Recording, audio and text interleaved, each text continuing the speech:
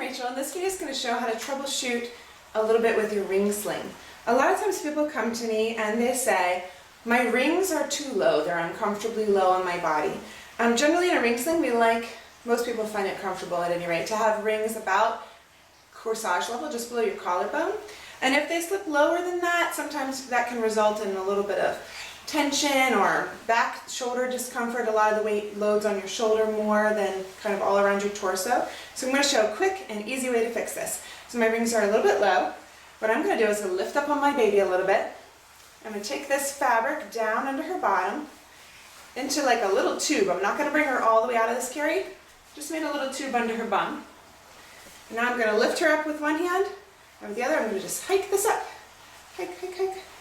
Get my rings back to where I want them, just below my collarbone. Then I'm going to go ahead and redo my carry. Bring my top rail up and over her. Bring my bottom rail in between her legs, making a nice deep seat. Tighten up again, because I actually got a little bit of slack when I did that.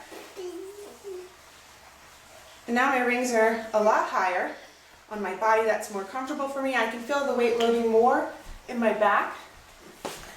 I'd like to talk a little bit about how to avoid your rings sinking low in the first place. So there's a few tricks to keeping your rings at nice and high corsage level while you're putting your baby in your ring sling. The first trick is, of course, just to start with the rings there. If you're starting with your rings low, they're not going to go any higher while you're tightening. I usually start with them right where I want them. Some people like to start it just a little bit higher up on their shoulder. That's fine too. The other secret is to make sure your sling is tight enough before you put your baby in. So about the tightness of your elbow is how, like if I just stick my elbow in there, that's about how much slack I need. And for a newborn, for an older baby, it's just like elbow plus an inch. It's not a lot of slack. And the next secret, let me get my baby, is when you put your baby in, the way that you tighten can affect whether or not your rings come down. So if I put my baby in, alright, so I'm going to first just seat her in the sling. I'm going to bring the fabric up and over her butt, up and over her body.